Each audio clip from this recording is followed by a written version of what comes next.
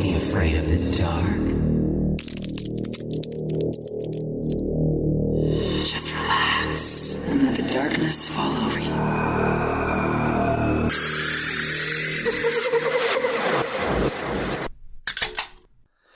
Welcome to Afraidish, a podcast where every 4 episodes we venture into a new state and take a deep dive into the history and paranormal while enjoying some tasty adult beverages. From ghost sightings to hauntings, urban legends and cryptids, let's get weird and afraid-ish together. Hi, I'm Paul. And I'm Ashley.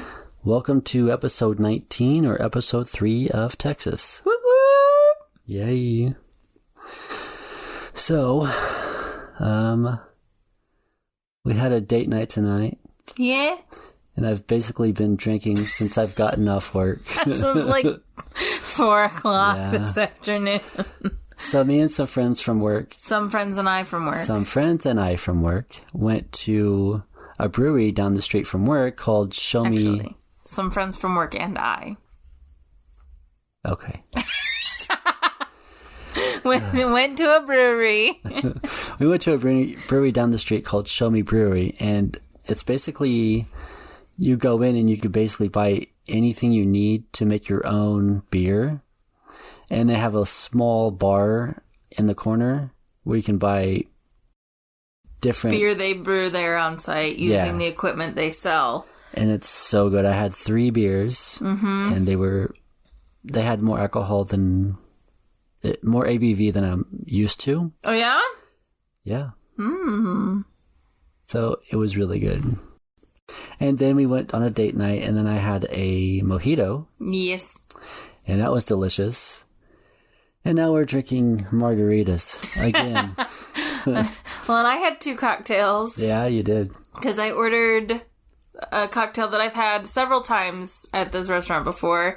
But when they brought it out, I was like, that's not the right color. I tasted it, I was like, this is too grapefruity. Yeah. Like, not that there's anything wrong with grapefruit, but what I ordered was a raspberry and sake cocktail, and this was like a grapefruit cosmopolitan or something. Yeah. And I was like, this is not my correct drink. So then you said something, because I wasn't going to say anything, because I'm...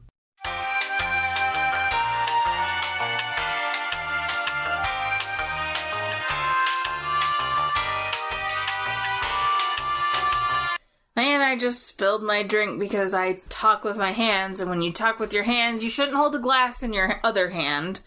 Anyway, I wasn't going to say anything because I'm not someone who typically complains or advocates for myself. But so you said that it was the wrong drink. Yeah, because I'm trying to be that... I mean, I wasn't trying to be an asshole, but I want to stand up and say, hey, this isn't what we ordered. So hopefully... And they ended up giving us the right drink. Right, for free. So I had 2 drinks for the price of 1. Yeah, so, and now I'm having a 3rd and spilling all over myself. So we'll see where the night takes us. That's all right. Anyways, so yeah, that's our night so far. So let's go ahead and get into 5 more fun facts about Texas. Woohoo! 5 fun facts! 5 fun facts. All right, number 1. Did you know that the fastest legal speed in Texas is 78 miles per hour? 78? On average, yeah. That's a weird... I guess on average? Yeah. Wait. The fastest legal speed on average... No, I don't want to know the average fastest legal speed. I want to know the fastest legal speed. However, there is a stretch of road between Austin and San Antonio where the speed limit is 85 miles per hour, making it the fastest legal speed limit on a toll road in the United States. On a toll... I didn't know there were toll roads. I didn't either, but... In Texas. Apparently between San Antonio and Austin. Huh. So... It's because it's a straight way. Texas is basically flat, and right. I've been through some of those roads, and I've gone. And your 85, sister says that as long as you have a Texas license plate, you really don't have a speed limit. That Texas cops won't. Now this is from your sister, but that Texas cops won't get you if you have a Texas plate. But if you're an out-of-state plate, they will get you for doing barely any over the speed limit. Yeah, it makes sense. But, Anyways, number 2. The state of Texas has a rich rodeo tradition that dates back to July 4th, 1883, when it held the world's first rodeo. The world's first rodeo. Yeah. Today, rodeo is considered the state sport of Texas and is taken seriously by its residents. Huh. The original rodeo in Pecos, Texas is still running strong after more than a century, while the Houston Livestock Show and Rodeo is the largest rodeo in the world, attracting over 2 million attendees annually. Good for them. I've been to several. I don't get it. I've been to several local rodeos in Aurora. Never have I ever been to a rodeo. Midnight rodeo. That doesn't count. And I thought I was going to get kicked out. Because the people that I was with decided to flash their junk multiple times. If anybody doesn't know, Midnight Rodeo is a bar in Springfield, Missouri. Mm-hmm. And it's, basically a nightclub. I didn't go there because my choice. I went there because the group I was with was like, let's go to Midnight Rodeo. And I was like, do I fucking have to? Yeah. I've been there a couple of times. Somebody in my group decided to have sex with the bull. Oh my gosh. On the bull. With the bull.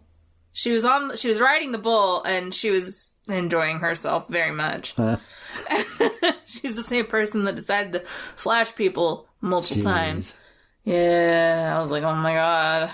Crazy. Anyways, number 3. Tyler, Texas is home to the largest rose garden in the country. Oh! With a vast expanse of 14 acres and an impressive collection of 38,000 rose bushes that feature up to 500 species.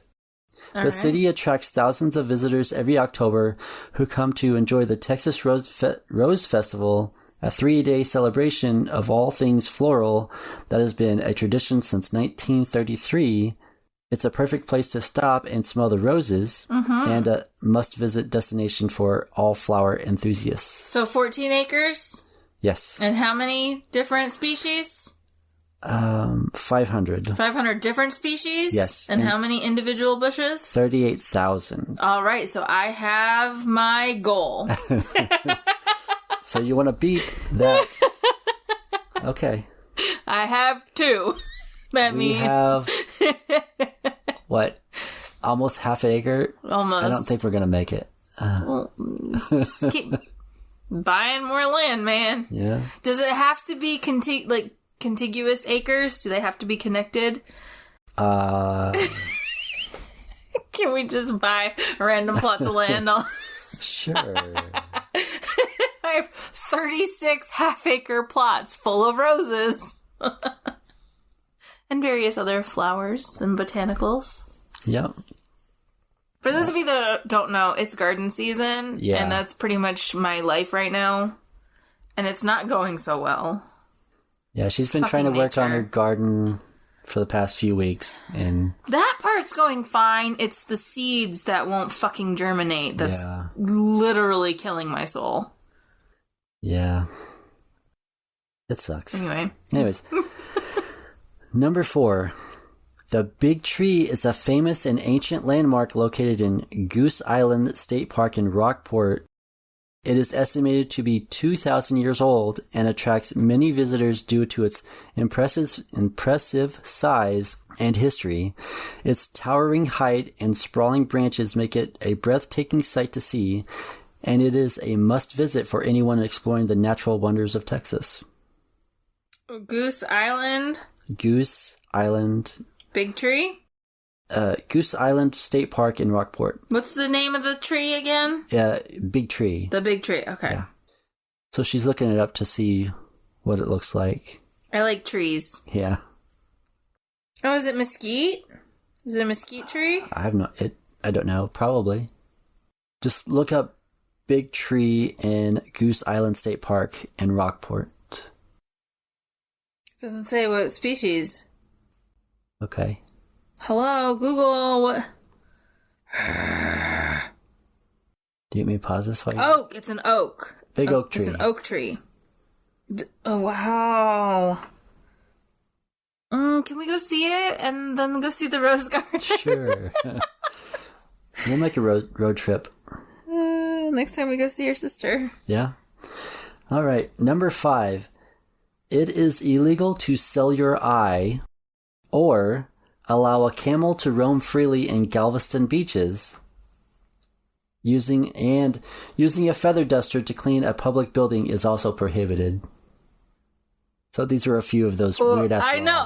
Hold on. You've got me. I'm like There's three whiplash. different ones. Yeah. 3 different ones. So it's illegal to sell your eye. Yes.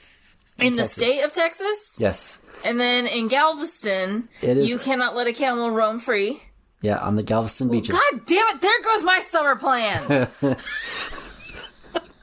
And at the same time, you can't use a feather duster to clean a public building. So don't ride your camel down the beach while trying to clean a building.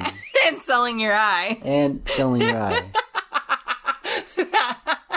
What if I'm trying to sell my camel's eye in exchange for a feather duster?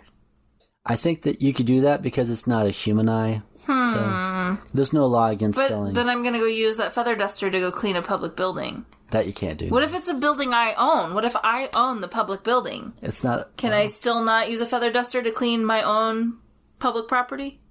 I don't know. Define a public building. Are we talking like a No, that would be private property. Like an establishment. Are we talking like courthouse? Probably, yeah. So like... something that like the city owns or federal building. I don't know. So how do you clean those Like, say I'm a maid company that they don't use feather dusters. The city of Austin has hired to clean their crystal chandeliers. They don't use feather dusters. They use what would you use to clean a crystal chandelier? A fucking feather duster. Those cloth dusters that catch all the dust. You know. A crystal chandelier. We're talking a crystal chandelier. You don't want to be up there with a microfiber cloth. You want to get in with a feather duster and... I don't know how it works. I don't know. Let that shit be dusty. I don't know. All right. Anyways, in our last episode, we talked about Horace Wooten's Hotel Wooten. In this episode, Wooten time. Wooten. In this episode, we will talk about the other building Wooten built at the same time, so people from the hotel would have something to do. They gawked at ankles. I know. What, I mean... But, other people that don't like gawking at, ladies' ankles. Who doesn't like to look at ankles? I do. I know. They are so... I know. alluring and sensual. And saying that, now let's use our imagination and get transported to the Paramount Theatre in Abilene, Texas. Okay. All right. When referring to places that showcase movies, the term used is theater, Theater. On the other hand, a venue for live performances is called a theater, Theatre. Theatre. Theater. So, from now on, through this... Are you gonna say theater? I'm gonna say theater for TRE. And theater for TER. Tree. So places that offer both types of shows usually use the label theater or cultural arts center. So yeah. The Abilene Paramount was recently restored and renovated, prompting a change in its name from theater TER to theater TRE. The renovations have brought about an exciting new era for the Film Palace, and it is fitting that the name should reflect this transformation. Horace Wooten commissioned the construction of the Paramount Theatre in 1928 to boost the business for his neighboring hotel. No way! Ah. David S. Castle was the architect chosen for this job, and even today the theater is still adjacent to the tall building beside it. This is a testament to the successful marketing strategy employed by Horace Wooten years ago. And also, David S. Castle is the designer of his hotel, the theater, and the MIMS building right next door, which we vaguely talked about. I think it's an office building downtown. So he was the architect for a lot of buildings downtown. So what was his relationship to Mr. Wooten? Just a business partner, I guess. Business partner? Anyways. So, the Paramount Pictures Theater Division identified the Abilene Paramount Theater as an opportunity worth exploring. They saw the potential of this space and believed that leasing it would benefit their already expansive portfolio of theaters. Its stateliness and atmosphere make this historic theater especially attractive to moviegoers, providing a unique experience that no other theater can offer. No way! Yeah. Moviegoers at the Abilene Paramount have enjoyed first-run successful Paramount Pictures films before they debut elsewhere. Oh, fancy! For example, Carol Lambert's Safety in Numbers and 1931's horror classic Dracula premiered exclusively at the theater 2 days before their respective Valentine's Day debuts. Wow! The Abilene Paramount was a popular destination for many soldiers during World War II. After the war, business continued to thrive in the 1950s, and Paramount Pictures sent them new films. However, between 1948 and 1954, antitrust laws were implemented, meaning studios could no longer monopolize products by overseeing exclusive theater showings. As a result, these sweeping regulations forced all the studio theater divisions to either shut down or sell off. The Abilene Paramount Theater had difficulty acquiring first-run films from each studio at affordable price. As a result, the owners were required to reassess their strategies to make this possible. To succeed, they had to develop creative solutions that would enable them to obtain these films without breaking the bank. The Abilene Paramount Theater was a beloved community film palace for the residents of Abilene. The owners successfully adapted to the changing times and introduced the independently driven screening venues. As a result, they succeeded in reviving patron attendance by providing top-notch movies. Nice. Unfortunately, despite their hard work, downtown Abilene lost its luster as a tourist and commercial destination in the early 1970s, which eventually caused a deterioration of the Paramount Theater's popularity, which that kind of happens in a lot of downtowns. Yep. So, yeah. I'm not gonna go on this rant, but yes, it happens. It happened in my hometown, so it's still happening. It happens everywhere. And then, fortunately, some downtowns are actually trying to build back up, and some, yeah. Like, I feel like Springfield's doing a decent job of it. But at what point does that become gentrification? Yeah. And you're displacing vulnerable populations, although I don't know that downtown Springfield, other than its unhoused community, is really displacing a lot of vulnerable populations. Yeah. It's just causing rent everywhere else in the fucking city to skyrocket, because if they can charge it for a fucking loft, why can't they charge it on a condo 6 miles away? Yeah, that's ridiculous. Fucking college towns. Yeah. The nearby cinema triplexes have been successful, which has led to a decrease in patrons visiting Abilene's Paramount Theater. This has made it challenging for the theater to continue operating, mainly due to the building's aging condition and needs for repairs, which is a significant task to address. I mean, yeah, that's really sad. Yeah. Capitalism kills everything, including itself. Yeah. But I won't go on that rant. But that's sad. It is, yeah. The Abilene Paramount Theatre closed temporarily to revamp its concept and better appeal to the community. After careful consideration, they decided to reopen as a country music venue to entertain clients from Abilene and the neighboring suburbs. Now? Or was this in, like, the 80s? This was before, like, earlier, yeah. Okay. Not now. Like, no, not now. Okay. The theater's owners hoped customers would rediscover their love for live music with these new offerings. Did anybody ever lose their love for live music? I don't know. I feel like over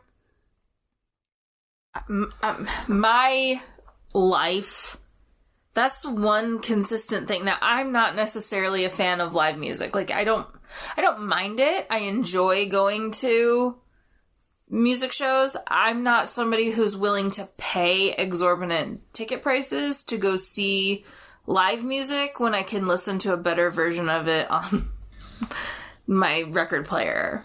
You know what I mean? Yeah, I like live music as long as it's like my genre. Well, even then, Aurora, my favorite artist. I don't know that It's the experience. Yeah. It's not necessarily like the sound. Like, I get it. Quality. I get it. You're in a room full of people, which is my nightmare. I know. I get it. I get it. Sweaty bodies pressing up against you. No, thank you. Yeah. No, thank you. I'll sit on my couch and I will watch a live stream. The Abilene Preservation League worked tirelessly in 1984 to save the Paramount Theatre from demolition. Just a month before destruction was set to take place, thanks to the organization's hard work and generous donations, accessibility ramps were installed, stages enlarged and modernized, and high-quality audio-visual systems were added so that artists could bring their best performances to life. Neato. Thanks to these heroic efforts, the Paramount Theatre is a vivid reminder of what can be achieved when communities unite against all odds. That sounds like the tagline for a Marvel movie. Yeah.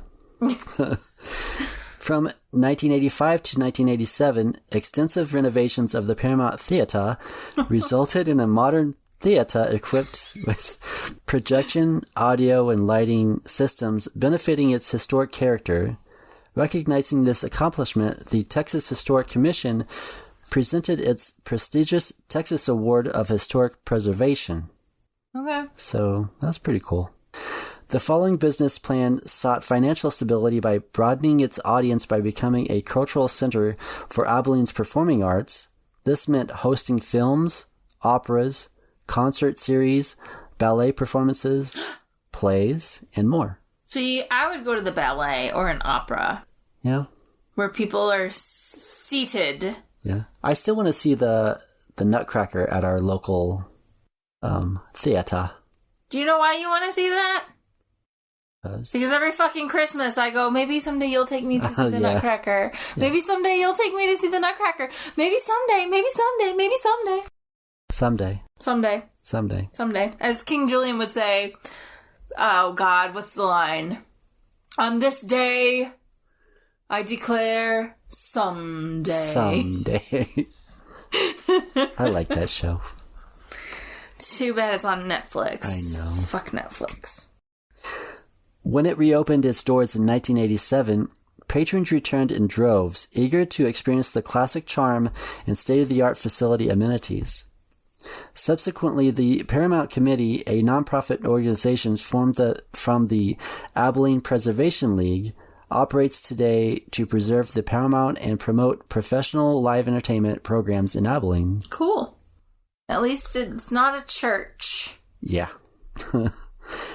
The Historic Paramount Theatre, Inc. is a 501c3 nonprofit organization focused on preserving and maintaining this historical landmark. Quote, "We strive to offer programming that appeals to the broadest range of Abilene patrons while making the facility accessible to individuals, groups, art organizations, businesses, and corporations. To further our mission, we dedicate our efforts to creating diverse programming that engages and encourages all audiences." All right, refill. Time for a refill. Refill. Did you tell Eric what flavor this is? I think I told him the right flavor, but I'm not sure. You can tell him right now. Okay. All right. This is from the last time, because we're still drinking on it. It's Jose Cuervo Margaritas Tropical Paradise flavor. So you just buy it at Sam's Club. It was like the only pre-mixed margarita at Sam's Club. And it's very, very delicious. It's very sweet. Dangerously delicious, because I could drink the whole thing. I like it. I can't... I have a hard time with this amount of sugar nowadays. I was eating a cheese Danish this morning after I had already had a yogurt. Have I told you about my yogurt obsession? The Noosa brand yogurt? Oh my god. It's so good. The strawberry rhubarb flavor specifically is like crack to my fragile white lady constitution. And so I ate my yogurt, which is not overly sweet, and I have it with my vanilla granola. And then I have this cheese Danish, and it's like just sugar. I couldn't eat the Danish. I love a good Danish. Yeah. But I couldn't eat the Danish. I had to throw the Danish away. I was like, it's too sweet. Who am I? I would have still eaten it. What have I done with Ashley? I couldn't eat it. It was making me sick. That sucks. Yeah. Back to the story. The Paramount Theatre's successful revival has been integral in revitalizing downtown Abilene. Its influence has inspired many to take advantage of the potential redevelopment of historic structures and using them for positive change in the community. Well, I thought downtown Abilene was super cute. They have that storybook walk thing. Yeah, that's what they're talking about. That your sister took us on? Okay. Yeah, they're revitalizing downtown, and that was fun, yeah. The walk through the... It was really cute. Children's storybook Well, and area. It went all over downtown. So it wasn't even just like one location, because it started in the southern part of downtown, if I'm remembering my directions correctly. I'm directionally challenged, so I don't know. Like south of where the theater is, is it a railroad station or a former railroad station or something? And then you go up towards was it an expo center type? I think so. Situation where all the construction was happening. They had like half of downtown completely closed off because they were building several buildings. Yeah. And you kind of had to walk through, like it was closed off to traffic, but you could walk. It was a long walk. But it was a cute. It was really nice, yeah. So yeah, downtowns like that, they are, I don't know, it's just, hopefully more cities are going to be like that to revitalize their community like that. Yeah. So, but also without displacing vulnerable communities. Yeah. At the Paramount, guests can bask in cultural performances and artistry from different groups, such as the Abilene Ballet Theatre and Opera Association, Celebration Singers, Classical Chorus of Abilene, Abilene Community Band, and many more. Additionally, the Paramount produces original live theater productions every summer through their annual summer musical, which hires local amateur actors, set designers, costumers, choreographers, and some of the most talented musicians within the area. We should go to a community theater production sometime. That would be fun. Some Sweeney Todd or Phantom of the Opera. Yep. In January 2003, an annual children's show was launched at the theater, followed by a play put up each September. Of course, it is well known for its movie series showcasing hundreds of films since 1987, with over 14,000 moviegoers turning up annually. Wow. So, now let's take a look inside this majestic theater. Let's start with the marquee. The Paramount Theatre's marquee is a cherished and iconic symbol of the building's rich history. When approaching the theater, the marquee is the first thing that catches the eye, offering a glimpse of what awaits. Despite the trend towards digital signage, Executive Director Betty Huckle has decided to keep the marquee intact. Okay. That's a good thing. Yeah, it is. Because it shows it keeps the historical part of that. Not everything needs to be fucking digitalized. Yeah. Can we just also, in that same vein, can we just stop with the artificial intelligence? Like, just drop it like a fucking hot potato that it is and do no more with it. I know, sorry. Not everything needs to be digital. Not everything needs to be modern. I don't know. The digital age is going to keep going and going, so there's no really stopping it. It's probably not, but it's okay. Where was I? If society collapses, there will be no digital.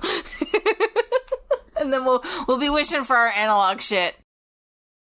Anyway, Executive Director Betty Huckle has decided to keep the marquee intact, recognizing its importance in preserving the theater's character. You're killing me. I want to make sure people know what word I'm saying, you know. See, but whenever I see theater versus theater, I think theatre, not theater. I said theater. I know, anyway. But I think theatre. The marquee features plastic lettering that snaps into place, a technique that has... Snap, snap, snap. Yep. Lovely Office reference. A technique that has been used for decades. Although this method may seem outdated, it is a beautiful reminder of simpler times. Paramount employees often climb a ladder to change out the lettering, a task that requires a careful hand and keen eye for detail. As within any physical feature, the marquee is subject to the elements. On windy days in West Texas... On windy days in West Texas, letters may come loose and fall from the sign.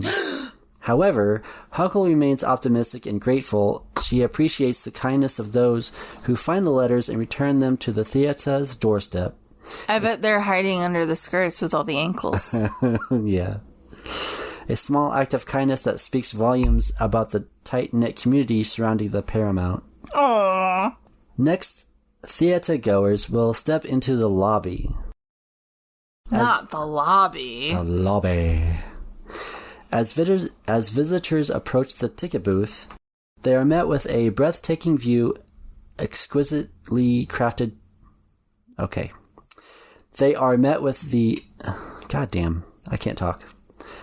They are met with a breathtaking view of exquisitely crafted chandeliers made of hand-blown glass panels. But you can't feather dust them. No. The intricate designs, along with the wrought iron sconces and rich hues, contribute to the overall ambiance of the area, establishing an inviting and sophisticated atmosphere. The bishop's chairs, which date back to circa 1840, offer a glimpse of the location's historical significance, while the wool carpet, with its reversed colors and original 1930s pattern, adds a layer of texture and depth to the decor. What do you mean by reversed colors? I'm not sure. So according to a extremely quick Google search, reverse color wool carpet basically just means there's a pattern in the carpet. Okay. So why is it reversed? I don't know. Just say, I'm not talking to you. Right. Just say fucking pattern in the carpet. Yep. Anyways. Then theater goers will see the mezzanine. On the mezzanine, there are 4 exquisite portraits that catch the eye. All of white men?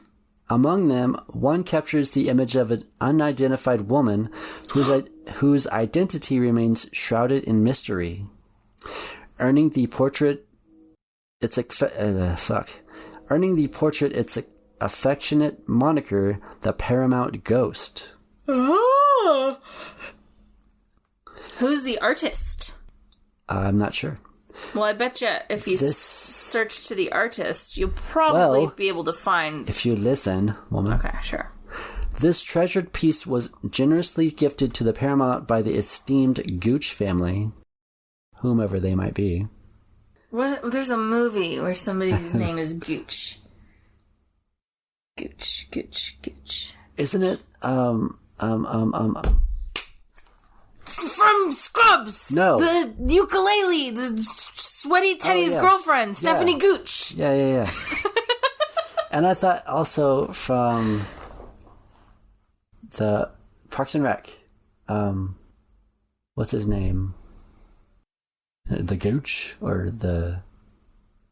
I don't fucking... Anyways. Who are you talking about? What's his name? I don't know. Hey, Google. Parks and Rec's character, the Gooch? The douche, not the gooch. Oh, the douche. From Parks and Rec. I just Googled it. He stopped recording and then had to restart again. No, Gooch is from Scrubs. Yes. Okay. Sweaty Teddy's girlfriend. That nobody thinks exists. It's amazing how much we veer off in this episode. I know. It's funny. It's because I have ADHD. It's fine. On the north wall, one can marvel at a prop painting of the legendary Spencer Tracy, salvaged from certain destruction at a Dallas warehouse before making its way to the Paramount. Whoa. The remaining 2 portraits are no less significant, adorning the west wall with the faces of the beloved and long-serving Horace Wooten and Wally Aiken, who have each left their mark on the theater's rich history. Wally Aiken was a longtime manager. And then, of course, Horace Wooten was the builder. Tell me again about him. I'm just kidding. God. All right. The guest will find a seat in the auditorium. The theater boasts a remarkable capacity of up to 1,189 visitors, with about 700 seats on the lower level and an additional 500 on the balcony. That's a lot. Yeah. Wow. Patrons seated beneath the balcony are treated to an exquisite view of the intricate filigree designs adorning the ceiling in oval shapes, accompanied by hand-blown glass lights. Ooh. Yeah. The term filigree, because I didn't know what the fuck it was, denotes the delicate decoration formed by fine wires of gold or silver, kind of like the intricate things in like rings and earrings. Yes, I being a person with a vagina, know what filigree is. So, if any men do not know, okay, I guess you don't have to have a vagina to know what filigree is, but I don't know. I'm not butch, so I'm far from it. The soft blue neon lighting present within the theater creates a breathtaking illusion of a starry sky, complete with twinkling stars and light clouds, all of which the guests can savor. Moreover, the theater was equipped with a 36-foot orchestra lift in 1987, which can rise to stage level, expanding the stage's size to further enhance the visitor's viewing experience. Well, that's just fucking fancy. It is. Pretty cool. Finally, the guest sees the stage that holds all the performances.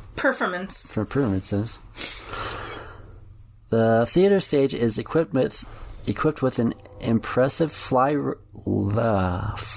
loft rigging system and modern digital sound, lighting, and projection equipment.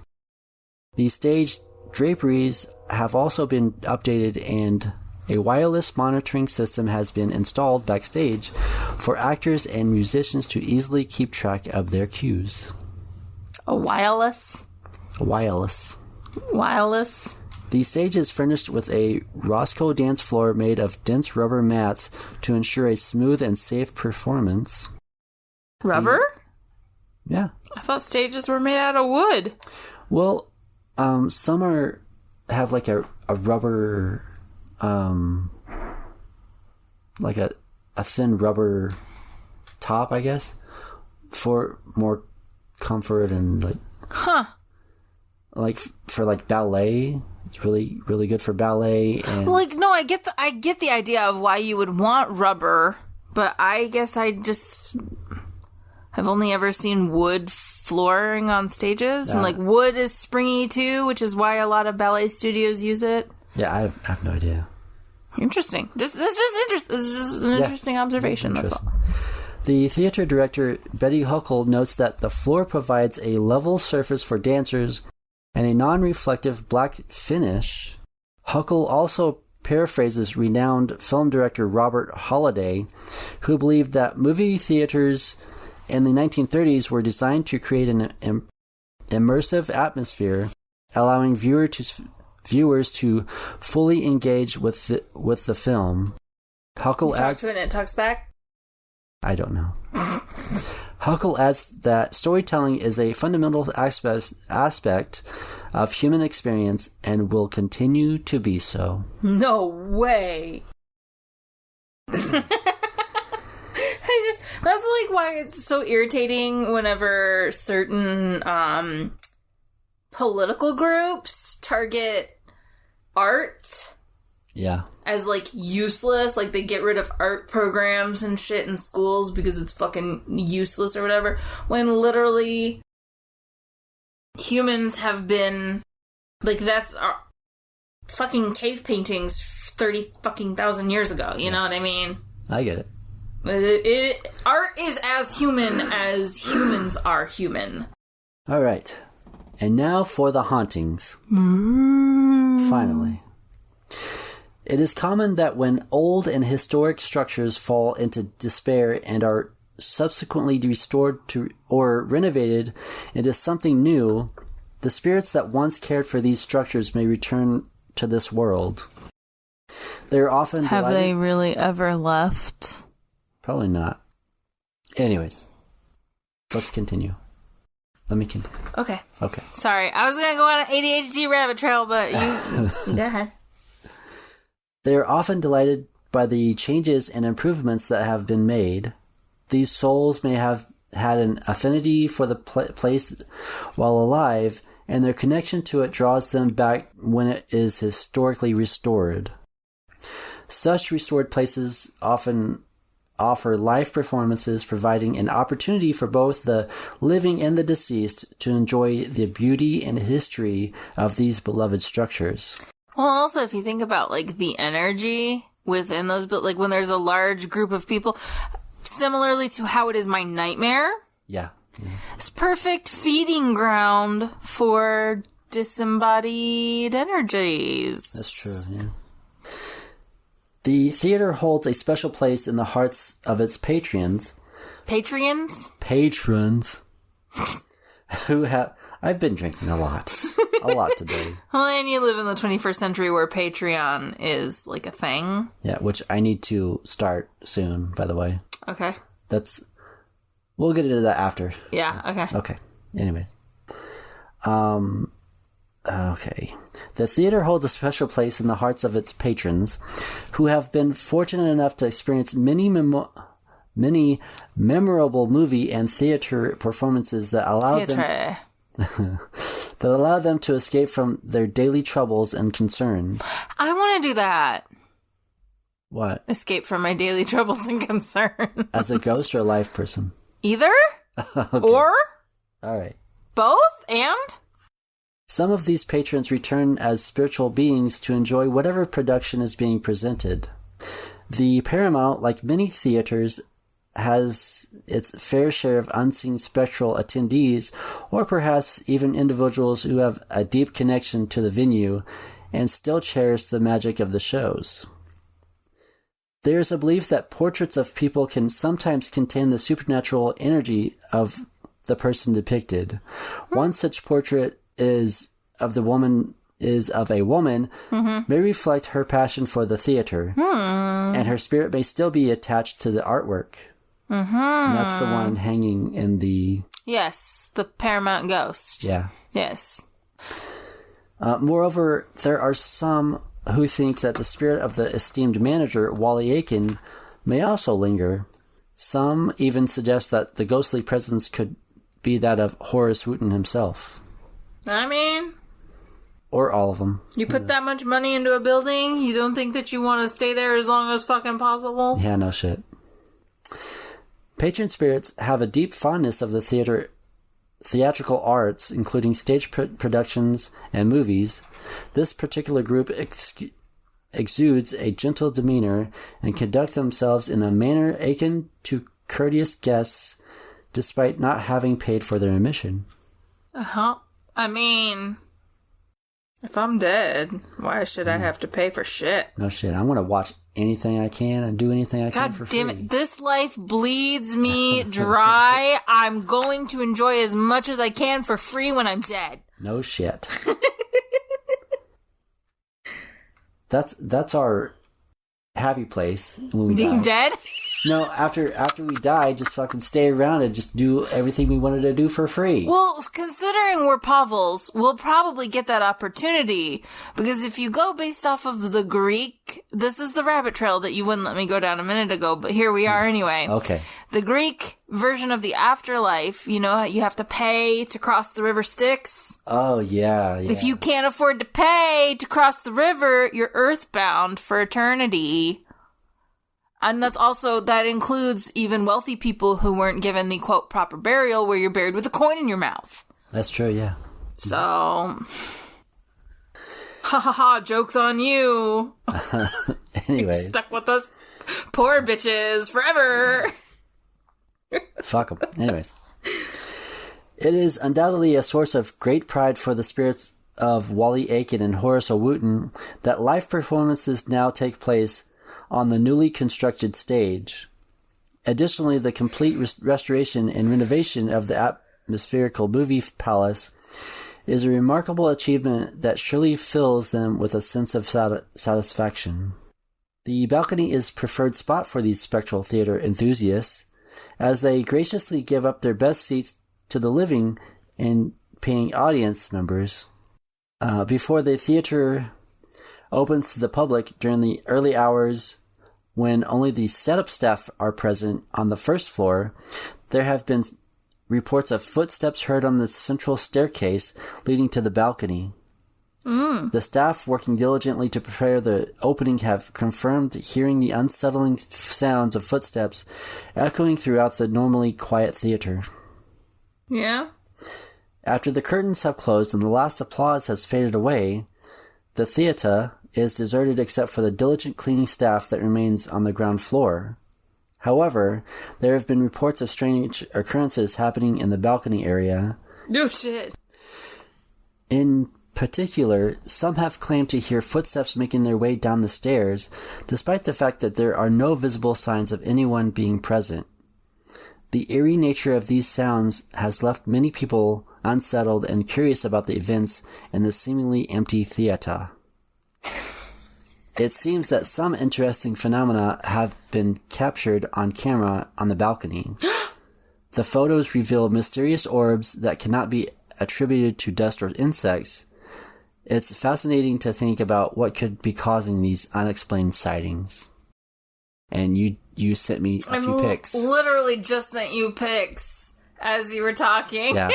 So she sent me a pic of the balcony section with a... They're all the same picture, just some are in color and some are in black and white, and the one is zoomed in. Yeah.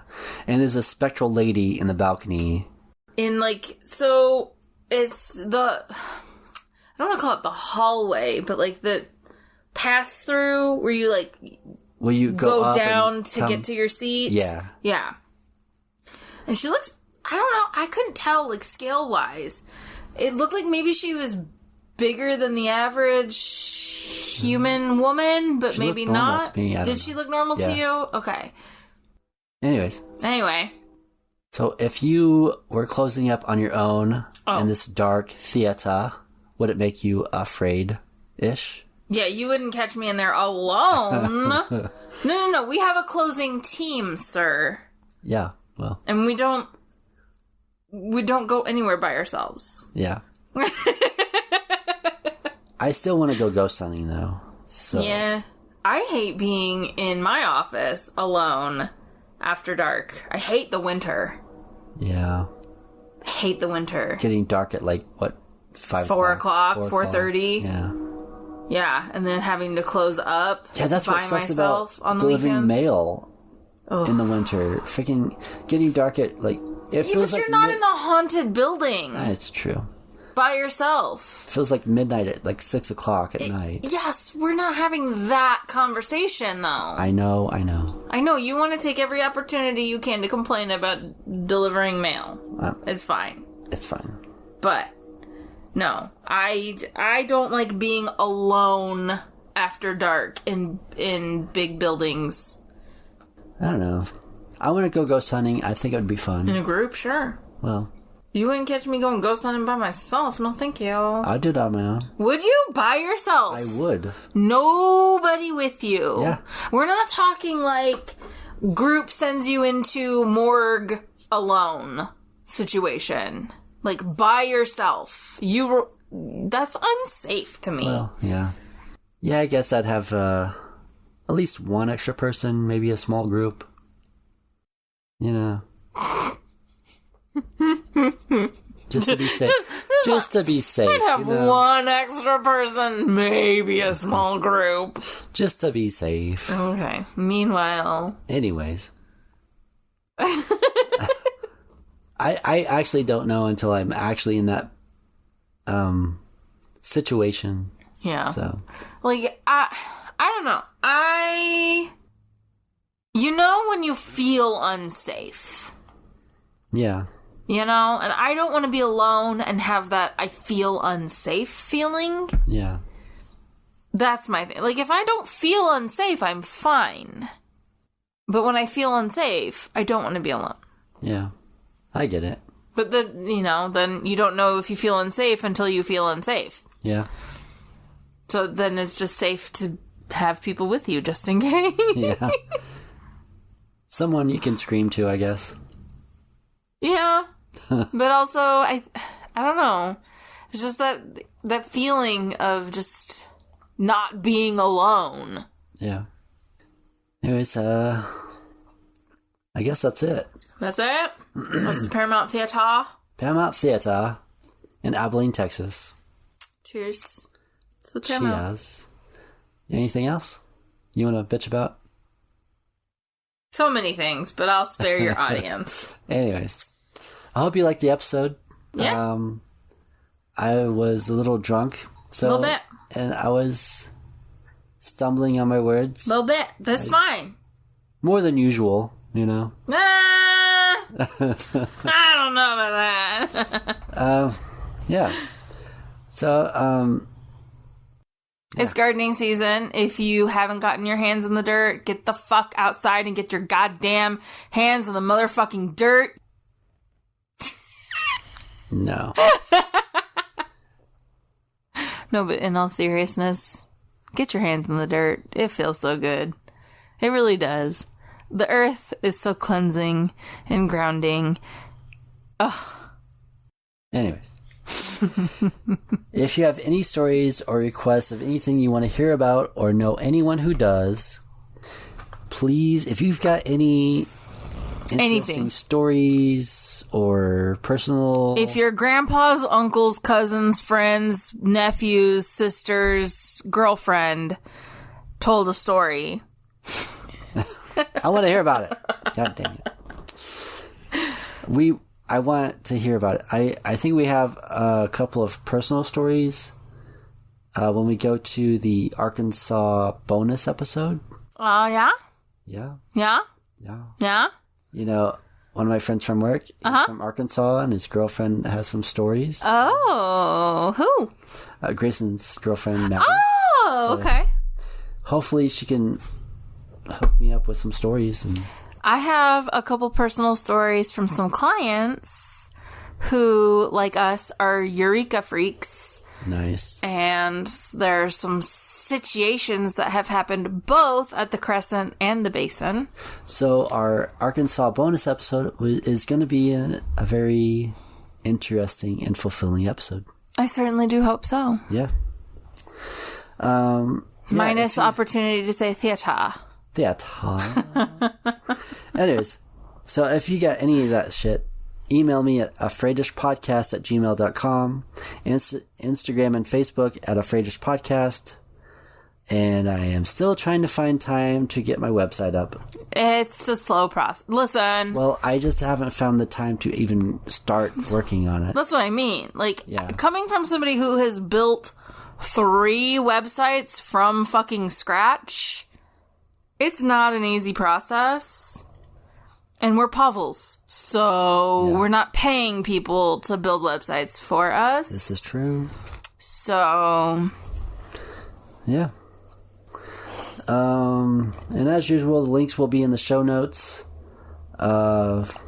Pics will be on Instagram. social media. Also rate and review on Apple Podcasts and read on Spotify. You can listen on Spotify, Apple Podcasts, Google Podcasts, iHeartRadio, Stitcher. Anywhere podcasts are sold. Yeah. And there's another... Sold? What? Anywhere podcasts... Anywhere you listen to podcasts. It's been a long night. It's been a very long day. And also on YouTube, I put it on YouTube. There's no video. There's just like pictures of my logos and shit. That's fine. I'm going to rebrand the logo to a simpler logo so I can put it on merch coming soon, hopefully. Also, a video for Patreon. So expect Patreon if you're interested in paying a few dollars a month. I don't know. If you're into it. Eric. Probably. I don't know. We'll see. Probably not. I don't know. Who wants to look at our ugly mugs? I don't know. People from OnlyFans. That's for feet. I'd do it. You just want to point a camera at our feet while we talk? I'd do it. That's extra money. Anyways. I'll paint my toes. Nails. My toenails. Anyways. I'll probably end up painting my toes too because I can't fucking see for shit. So, yeah, I want to do video too for like Patreon and stuff like that. Other podcasts do it, so why not me? I mean, why not? Yeah. And I guess that's it. I guess that's it. And as always, don't be afraid of the dark. Be afraid-ish of what's in it. Bye. Bye.